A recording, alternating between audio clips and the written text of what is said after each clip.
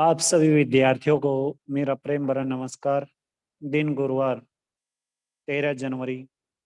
सर्वप्रथम आप सभी विद्यार्थियों को लोहड़ी की हार्दिक हार्दिक शुभकामनाएं, मकर संक्रांति की हार्दिक हार्दिक शुभकामनाएं। आज का जो हमारा उपविषय रहेगा, आपके पाठ्यक्रम में जो एक अतिरिक्त पुस्तक के तौर पे है, अभिव्यक्ति और माध्यम, इससे अध्याय नंबर 4 पत्रकारीय लेखन के विभिन्न रूप और लेखन प्रक्रिया, इसी उपविषय पर हम परिचर्चा करेंगे। अभी तक इस विषय में हम जान चुके हैं कि इंट्रो क्या है, बॉडी क्या होती है, समापन क्या होता है, सीधी पिरामिड शैली क्या होती है, उल्टा पिरामिड शैली क्या होती है। तो अब जो जानेंगे इसमें समाचार लेखन के जो ककार है, वो कितने प्रकार के ककार होते हैं और इन ककारों का किस प्रकार से प्रयोग किया जाता है, ये सभी बातें इसमें जानेंगे। ठीक है, तो शुरू करते हैं। किसी भी समाचार को लिखते समय हमें 6 ककारों से गुजरना पड़ता है, यानी कि संपादक को कितने ककारों से गुजरना पड़ता है? 6 प्रकार के ककारों से गुजरना पड़ता है। क्या हुआ, किसके साथ हुआ, कहाँ हुआ, कब हुआ, कैसे हुआ और क्यों हुआ, यानी क्या, किसके या कौन, कहाँ, कब, क्यों और कैसे, इन 6 ककारों से इस प्रकार की जो प्रक्रिया, इस प्रकार की प्रक्रिया से एक संपादक को, एक पत्रकार को गुजरना पड़ता है। किसी घटना, समस्या या विचार से संबंधित खबर लिखते हुए इन 6 प्रकार के ककारों को ही ध्यान में रखा जाता है। समाचार के मुखड़े यानी पहले पैराग्राफ या शुरुआती 2-3 पंक्तियों में आमतौर पर 3 या 4 ककारों को आधार बनाकर खबर लिखी जाती है। ये 4 ककार हैं क्या? पहले जो समाचार में 4 ककार कौन कौन से प्रयोग होते हैं वो जान लीजिएगा। क्या हुआ, कौन था, कब और कहाँ। क्या, कौन, कब और कहाँ। मैंने आपको पहले बताया 5 डब्ल्यू और 1 एच का प्रयोग होगा। ठीक है। समापन के पहले बाकी 2 ककारों कैसे और क्यों का जवाब दिया जाता है। इस तरह 6 ककारों के आधार पर समाचार तैयार होता है। इनमें से पहले 4 ककार क्या, कौन, कब और कहाँ सूचनात्मक और तथ्यों पर आधारित होते हैं, जबकि बाकी 2 ककारों कैसे और क्यों में विवरणात्मक, व्याख्यात्मक और विश्लेषणात्मक पहलू पर जोर दिया जाता है। अगला पृष्ठ निकाल लीजिएगा। अब देखिएगा आप, कहाँ, क्या, कौन, कब, कहाँ, कैसे, क्यों, ये सभी जो शब्द है, इस प्रकार के ये जो ककार है, इन ककारों का किस रूप में प्रयोग किया जाता है, कैसे इनका प्रयोग करना चाहिए, ये बातें सीखेंगे। अब एक समाचार, एक न्यूज़पेपर में प्रकाशित एक समाचार पर ध्यान दें। मास्को में छत ढहने से 4 लोग मरे, 29 घायल। अब समाचार का इंट्रो कैसे होगा और समाचार की बॉडी कैसी होगी और उसका समापन कैसे होगा, ये आपको बताया जाएगा। अब ये शीर्षक हो गया, मास्को में छत ढहने से 4 लोग मरे, 29 घायल। अब समाचार को इंट्रो। मास्को 13 जनवरी उत्तर पश्चिमी मास्को के बाओमासन की बाजार में गुरुवार की शाम छत ढहने से 4 लोगों की मौत हो गई और 29 घायल हो गए। 100 से अधिक लोगों के अब भी मलबे में फंसे होने की आशंका है। घायलों को अस्पताल में भर्ती करा दिया गया है। ये समाचार का इंट्रो बनेगा और समाचार की बॉडी कैसे बनेगी। प्रत्यक्षदर्शियों के मुताबिक पहले तो बाओमासन की भूमिगत बाजार की गुंबदनुमा विशालकाय छत ढही और उसके बाद छत को संभालने वाले खंबे एक एक करके गिरने लगे। शहर में मेयर ने इस दुर्घटना के पीछे किसी आतंकवादी संगठन का हाथ होने की बात से साफ इनकार किया है। प्रारंभिक जांच से पता चलता है कि पिछले दिनों हुए भारी हिमपात की वजह से इस 30 साल पुरानी इमारत की छत ढही है। अब समापन कैसे होगा? आपात मामलों के मंत्री सर्गेई सोगो ने बताया कि मलबे के नीचे अभी कई लोग जिंदा हैं, वे रो रहे हैं, चिल्ला रहे हैं और किसी भी तरह अपने जीवित होने के संकेत बाहर भेजने की कोशिश कर रहे हैं। मोबाइल ऑपरेटरों ने भी मलबे से 100 से अधिक मोबाइल संदेश मिलने की पुष्टि की है। माना जा रहा है कि छत गिरने का मुख्य कारण इस पूरी इमारत का डिजाइन भी है। इसकी गुंबदनुमा छत पर भारी बर्फ जम गई थी। संभवतः गुंबद बर्फ का वजन बर्दाश्त नहीं कर पाया। अब देखो, ये जो इसमें जो क्या, कौन, कब, कहाँ, कैसे, क्यों, ये जो 6 ककार है, ये किस रूप में प्रयोग हुए? अब सबसे पहले क्या क्या हुआ? 4 मरे, 29 घायल। क्या का जवाब आ गया। फिर कौन कौन मरे? आम नागरिक, इसका भी जवाब आ गया। अब कब? गुरुवार की शाम को। कहा? उत्तर पश्चिमी मास्को का बाओ मासंग की बाजार में। कैसे? छत ढहने से आतंकवादी घटना नहीं। छत ढहने से और आतंकवादी घटना बिल्कुल भी नहीं। क्यों? छत पर बर्फ जमने से। ठीक है, अब देखिएगा, इस प्रकार के ये जो 6 ककार है, इनका इस रूप में प्रयोग होता है। उपरोक्त समाचार के पहले पैराग्राफ यानी मुखड़े में 4 ककारों क्या, कौन, कब और कहां के विषय में जानकारी प्राप्त हुई है और उसके बाद के 3 पैराग्राफ में 2 अन्य ककारों कैसे और क्यों के जरिए दुर्घटना के कारणों पर रोशनी डाली गई है। अधिकांश समाचार इसी शैली में लिखे गए हैं, लेकिन कभी कभी अपने महत्व के कारण कैसे या क्यों भी समाचार के मुखड़े में आ ही जाते हैं। एक और बात याद रखने लायक है कि समाचार में सूचना के स्रोत यानी जिससे जानकारी मिलती है उसको भी अवश्य प्रकट कर देना चाहिए। जैसे उपरोक्त समाचारों में प्रत्यक्षदर्शियों और आपात मामलों के मंत्री उद्धृत यानी कि उदाहरण दिए गए हैं, बताया गया है। अब बात आती है हमारी फीचर क्या है। अखबारों में समाचारों के अलावा भी कई तरह का पत्रकार या लेखन छपता है। इनमें फीचर प्रमुख है। समाचार और फीचर के बीच स्पष्ट अंतर होता है कि फीचर एक सुव्यवस्थित, सृजनात्मक और आत्मनिष्ठ लेखन है जिसका उद्देश्य पाठकों को सूचना देने, शिक्षित करने के साथ मुख्य रूप से उनका मनोरंजन करना भी होता है। फीचर समाचार की तरह पाठकों को तात्कालिक घटनाक्रम से अवगत नहीं कराता। फीचर लेखन की शैली भी समाचार लेखन की शैली से अलग होती है।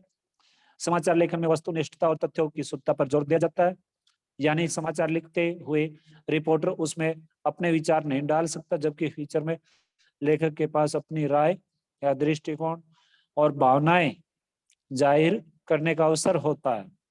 दूसरे, फीचर लेखन में उल्टा पिरामिड शैली का प्रयोग बिल्कुल भी नहीं होता। फीचर लेखन का कोई एक तय ढांचा या फार्मूला नहीं होता। फीचर लेखन की शैली काफी हद तक कथात्मक शैली की तरह होती है। फीचर लेखन की भाषा समाचारों के विपरीत सरल, रूपात्मक, आकर्षक और मन को छूने वाली होती है।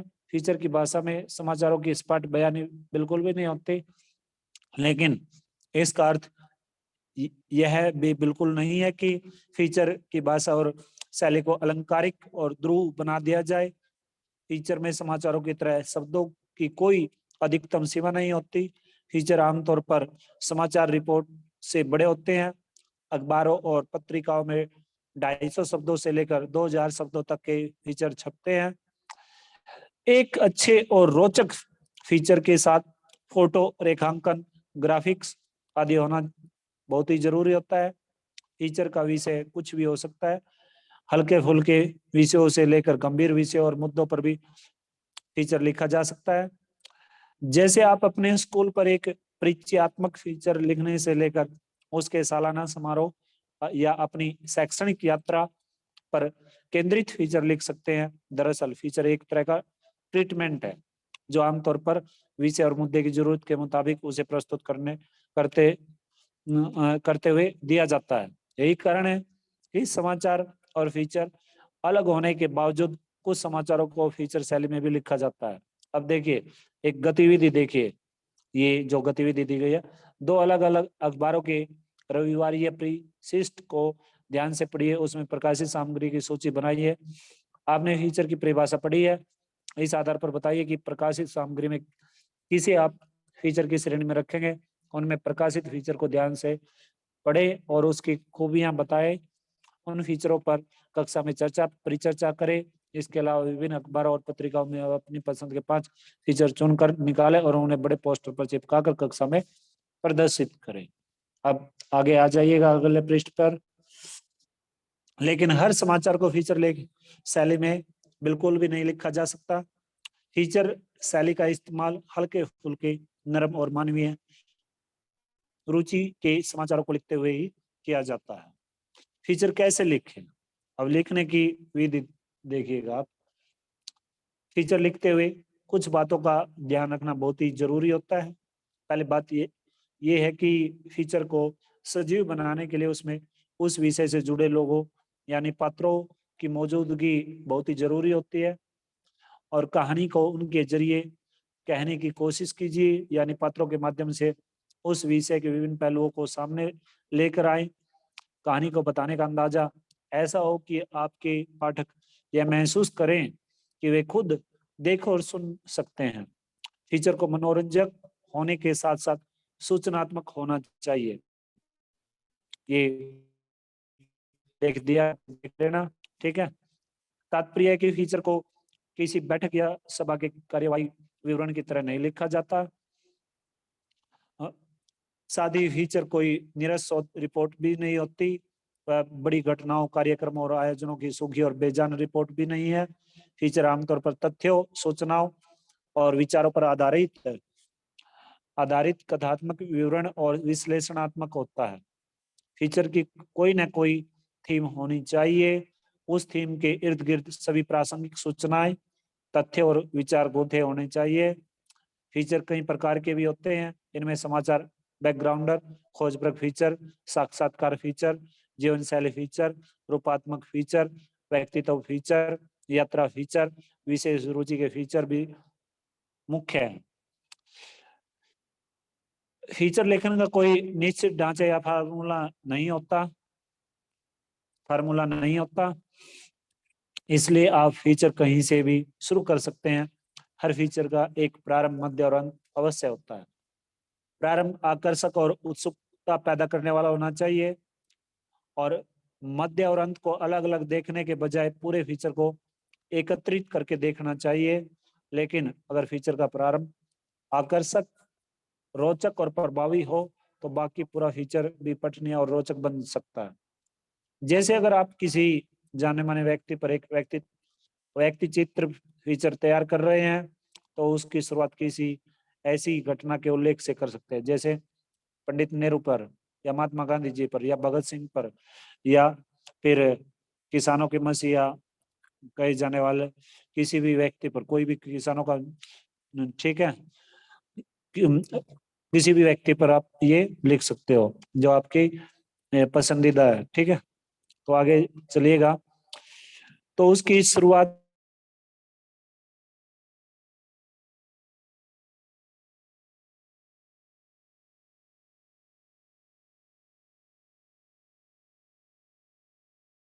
की ऐसी घटना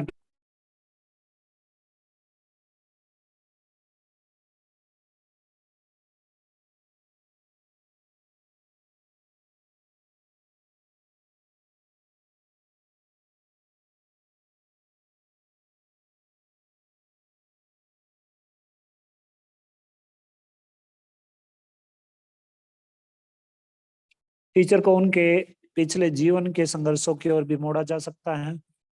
इसके बाद फीचर में उनके कुछ करीबी लोगों और उनकी उपलब्धियों से वाकिफ विशेषज्ञों के दिलचस्प, आकर्षक और खास वक्तव्यों को उद्धृत करते हुए उनके व्यक्तित्व के विभिन्न पहलुओं को उजागर किया जा सकता है।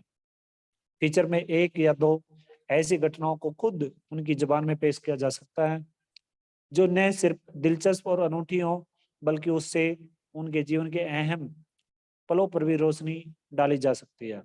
फीचर के आखिरी हिस्से में उनका भविष्य, उनकी भविष्य की योजनाओं पर भी फोकस करना चाहिए। वे अपने सामने क्या चुनौतियां देखते हैं और उनसे निपटने के लिए उनकी क्या तैयारी है, यहाँ आप स्वयं उन्हें उद्धृत कर सकते हैं। इस तरह फीचर का प्रारंभ, मध्य और अंत का यह एक संभावित ढांचा हो सकता है। लेकिन असली चुनौती यह होती है कि प्रारंभ, मध्य और अंत को सहज और स्वाभाविक तरीके से एक साथ कैसे बांधा जा सकता है। हर पैराग्राफ अपने पहले के पैराग्राफ से सहज तरीके से जुड़ा हो सकता है और शुरू से आखिर तक प्रवाह और गति बनाए रख सकता है। यह सुनिश्चित करने के लिए पैराग्राफ छोटे रखिए और एक पैराग्राफ में एक पहलू पर ही फोकस किया जाता है। आगे देखिएगा, अगला प्रश्न निकाल लीजिएगा।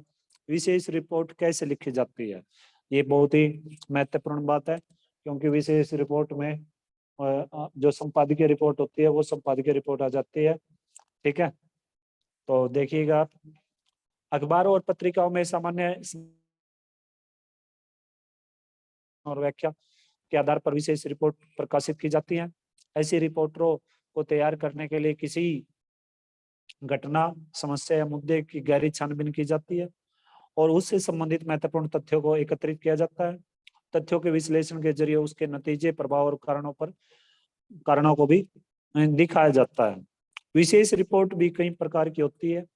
खोजी रिपोर्ट, इन डेप्थ रिपोर्ट, विश्लेषणात्मक रिपोर्ट, विवरणात्मक रिपोर्ट। विशेष रिपोर्टों के बहुत ही कई प्रमुख प्रकार है। ठीक है, खोजी रिपोर्ट में रिपोर्टर मौलिक शोध और छानबीन के जरिए ऐसी सूचना या तथ्य सामने लेकर आता है जो सार्वजनिक तौर पर पहले से उपलब्ध नहीं होते। खोजी रिपोर्ट का इस्तेमाल आमतौर पर भ्रष्टाचार या अनियमितता, गड़बड़ियों को उजागर करने के लिए किया जाता है। जैसे आजकल इसमें कि जो ये हरियाणा में पुलिस भर्ती हुई थी, उसमें तरह तरह की ये जो एक तरह से खोजी रिपोर्ट ही है, उसमें छानबीन की जा रही है और कभी दूसरे की जगह कोई अन्य फिजिकल करके आता है कि किसी दूसरे व्यक्ति ने फिजिकल किया। एक लड़की ने, एक रिटायर सेना का एक नौजवान है, वो रिटायर हो चुका है और उसकी जगह एक लड़की ने उसका फिजिकल किया। इस तरह से वो लड़की को भी पकड़ लिया गया है। इस तरह से ये जो इस प्रकार की जो रिपोर्टर होती हैं, इस प्रकार की रिपोर्ट क्या आती है, खोजी रिपोर्ट में आती है।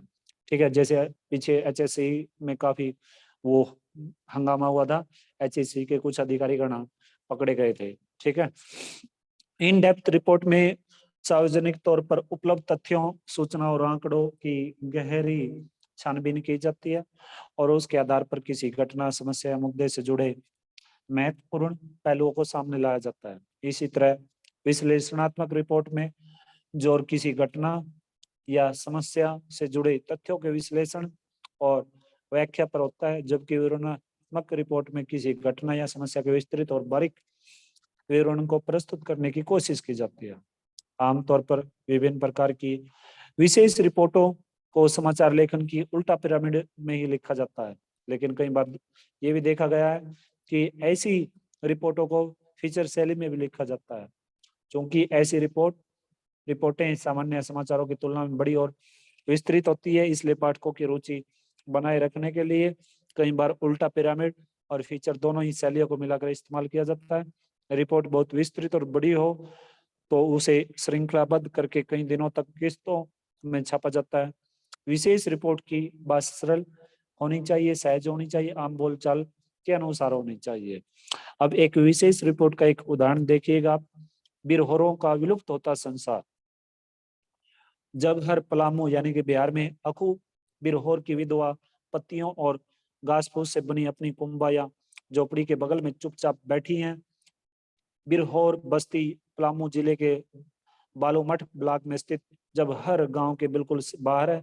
जब हर के लोग, जिनमें से कुछ ने जिला मुख्यालय डॉल्टनगंज के शानदार बंगलों को देखा है, इन कुंभों को एयर कंडीशन कहते हैं। वे ऐसा क्यों कहते हैं, यह हमें उस समय पता चला जब छोटा नागपुर से आने वाली ठंडी हवाएं इन झोपड़ों से होकर गुजरी और ठंड से हमारी हड्डियां कांप गई। ये इस प्रकार की जो रिपोर्ट है ये काफी दी गई है, ये आप इसमें से पढ़ लेना। ठीक है भाई, अगला प्रश्न निकाल लीजिएगा। आगे आप विचारपरक लेखन, टिप्पणी और संपादकीय, इस पर आप विशेष ध्यान दें। ठीक है। अखबारों में समाचार और फीचर के अलावा विचारपरक सामग्री का भी प्रकाशन होता है। कई अखबारों की पहचान उनके वैचारिक रुझान से होती है। एक तरह से अखबारों में प्रकाशित होने वाले विचारपूर्ण लेखन से उस अखबार की छवि बनती है। अखबारों में संपादकीय पृष्ठ पर प्रकाशित होने वाले संपादकीय अगर लेख और टिप्पणियां इसी विचारपरक पत्रकारिता लेखन की श्रेणी में आते हैं। इसके अलावा अलग विषयों के विशेषज्ञों या वरिष्ठ पत्रकारों के स्तंभ भी विचारपरक लेखन के तहत ही आते हैं। कुछ अखबारों में संपादकीय पृष्ठ के सामने ऑप एड पृष्ठ पर भी विचारपरक लेख, टिप्पणियां और स्तंभ प्रकाशित होते रहते हैं।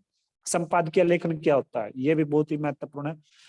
यानी कि एक बात बता दूं मैं आपको, किसी भी न्यूज़पेपर के जो आत्मा होती है वो आत्मा संपादकीय पेज होता है। जो संपादकीय पेज है, संपादकीय पृष्ठ किसी भी अखबार की आत्मा कही जाती है।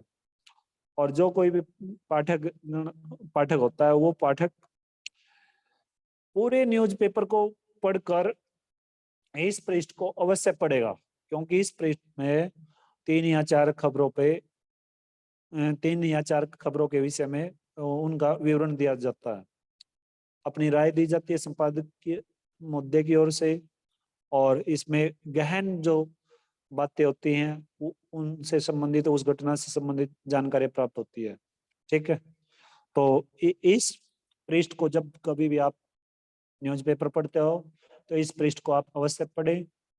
और पृष्ठ संख्या 4 हर एक न्यूज़पेपर में, देखो अंग्रेजी का तो मुझे पता नहीं, लेकिन हिंदी में पेज नंबर 4 जो होता है वो संपादकीय पेज के नाम से जाना जाता है। ठीक है। तो ये संपादकीय लेखन देखिएगा आप। संपादकीय पृष्ठ पर प्रकाशित होने वाले संपादकीय को उस अखबार की अपनी आवाज माना जाता है। ये मैंने आपको बता ही दिया पहले। ठीक है। संपादकीय के जरिए अखबार किसी घटना, समस्या या मुद्दे के प्रति अपनी राय प्रकट करते हैं। संपादकीय किसी व्यक्ति विशेष का विचार नहीं होता, इसलिए उसे किसी के नाम के साथ नहीं छापा जा सकता। संपादकीय लिखने का दायित्व उस अखबार में काम करने वाले संपादक और उनके सहयोगियों पर होता है। आमतौर पर अखबारों में सहायक संपादक संपादकीय लिखते हैं। पत्रकार संपादकीय नहीं लिख सकता है। हिंदी के अखबारों में कुछ में 3, कुछ में 2, कुछ में केवल 1 संपादकीय प्रकाशित होता है। संपादकीय का एक उदाहरण प्रस्तुत है, मूल्यांकन का दायरा। अब ये देखिएगा संपादक कैसे छापता है इसको। ठीक है। अगले विद्यालय शिक्षा स्तर से विद्यार्थियों के सतत और व्यापक मूल्यांकन की प्रक्रिया लागू हो जाएगी। इसे पाठ्य पुस्तकों का बोझ और परीक्षा का तनाव कम करने का सरकार का मकसद किसी हद तक पूरा हो सकता है। इस प्रक्रिया को अपनाने का प्रस्ताव राष्ट्रीय शैक्षिक अनुसंधान एवं प्रशिक्षण परिषद का है। फिलहाल लिखित और प्रायोगिक परीक्षाओं के आधार पर मूल्यांकन का प्रावधान है, जबकि विद्यालय में रहते हुए विद्यार्थी की सक्रियता पाठ्य पुस्तकों तक सीमित नहीं होती। वह खेलकूद, संगीत, भाषण, वाद विवाद जैसी अनेक रचनात्मक गतिविधियों में भी शरीक होता है। इनका पाठ्यक्रम से सीधे सीधे कोई संबंध भले न हो, पर यह विद्यार्थी के सीखने समझने की प्रक्रिया का हिस्सा होती है। इसलिए इस बात की जरूरत लंबे समय से महसूस की जा रही है कि विद्यार्थी का समग्र मूल्यांकन होना चाहिए। लिखित और प्रायोगिक परीक्षा के आधार पर सिर्फ पाठ्यगत ज्ञान और बोध को जांचा परखा जा सकता है। प्रोफेसर यशपाल भी विद्यार्थी के समग्र मूल्यांकन के पक्षधर रहे हैं। जब एनसीईआरटी की नई पाठ्यचर्या की रूपरेखा तैयार करने के लिए उनकी अध्यक्षता में समिति का गठन किया गया, तभी उन्होंने सतत और व्यापक मूल्यांकन को की पद्धति अपनाने का सुझाव दिया था। अब यह विद्यालयों की जिम्मेदारी होगी कि विद्यार्थियों की शैक्षणिक योग्यता के साथ ये उनकी दूसरी गतिविधियों को भी आंके। इसके लिए 100 में से 20 अंक निर्धारित किए गए हैं। इन विद्यार्थियों की वार्षिक और बोर्ड परीक्षाओं में प्राप्त अंकों में जोड़ा जाएगा। इस पद्धति के लागू होने से जहां विद्यार्थियों पाठ्यक्रम से अलग स्कूली गतिविधियों में हिस्सा लेने का उत्साह बढ़ेगा, वहीं अध्यापक भी इनके प्रति अधिक जिम्मेदार महसूस करेंगे। हालांकि केंद्रीय माध्यमिक शिक्षा बोर्ड और हरियाणा बोर्ड के विद्यालयों में आंतरिक मूल्यांकन पद्धति पहले से लागू है और दूसरे कई राज्यों में इस पर विचार चल रहा है, लेकिन इसके अंक वार्षिक और बोर्ड परीक्षा के अंकों में जोड़ने जाने का प्रावधान न होने के कारण समग्र मूल्यांकन का मकसद पूरा नहीं हो पा रहा था। एनसीईआरटी की नई पाठ्यचर्या में विद्यार्थियों को खेल खेल में अपने आसपास के वातावरण और रोजमर्रा की जिंदगी से भी सीखने सिखाने पर जोर है। इसलिए प्रस्तावित मूल्यांकन पद्धति से यह प्रक्रिया और पुष्ट होगी। देखा जाता है कि पाठ्यक्रम पर अधिक जोर होने के कारण अनेक विद्यार्थी खेलकूद, सांस्कृतिक, सामाजिक और कलात्मक गतिविधियों में दिलचस्पी नहीं लेते। अभिभावक भी बच्चों को इनके प्रति प्रोत्साहित नहीं करते। निजी स्कूलों में शैक्षणिक गतिविधियों पर जरूर कुछ ध्यान दिया जाता है, मगर ज्यादातर सरकारी स्कूल इनके प्रति उदासीन ही दिखाई देते हैं। समग्र मूल्यांकन की पद्धति लागू होने से भी ऐसी गतिविधियां आयोजित करने के लिए बाध्य होंगे, क्योंकि इस पद्धति में विद्यार्थी की सामाजिक सक्रियता और अनुशासन जैसे गुणों का मूल्यांकन आवश्यक हो जाएगा। इसलिए अध्यापकों की भूमिका अध्यापन तक सीमित नहीं रहेगी। शिक्षणेतर गतिविधियों की बाबत अध्यापकों में जागरूकता और जानकारी की कमी भी विद्यार्थियों को कलात्मक, सांस्कृतिक या सामाजिक कार्य संबंधी अक्षमताओं के विकास में रोड़ा साबित हो रही है। इसलिए ऐसी गतिविधियों के मद्देनजर अध्यापकों के प्रशिक्षण पर भी ध्यान देना जरूरी है। ये जनसत्ता में संपादक के द्वारा जो लेख था ये छपा था, तो ये आप इस प्रकार के जो लेख हैं दिन प्रतिदिन जो आपके पास न्यूज़पेपर आते हैं उसमें से आप पढ़ सकते हो। ठीक है, किसी विशेष मुद्दे को उठाते हो। स्तंभ लेखन क्या होता है? इसी तरह स्तंभ लेखन भी विचारपरक लेखन का एक प्रमुख रूप है। कुछ महत्वपूर्ण लेखक अपने खास वैचारिक रुझान के लिए जाने जाते हैं। उनकी अपनी एक लेखन शैली भी विकसित होती है। ऐसे लेखकों की लोकप्रियता को देखकर अखबार उन्हें एक नियमित स्तंभ लिखने का जिम्मा दे देते हैं। स्तंभ का विषय चुनने और उसमें अपने विचार प्रकट करने की स्तंभ लेखक को पूरी छूट होती है।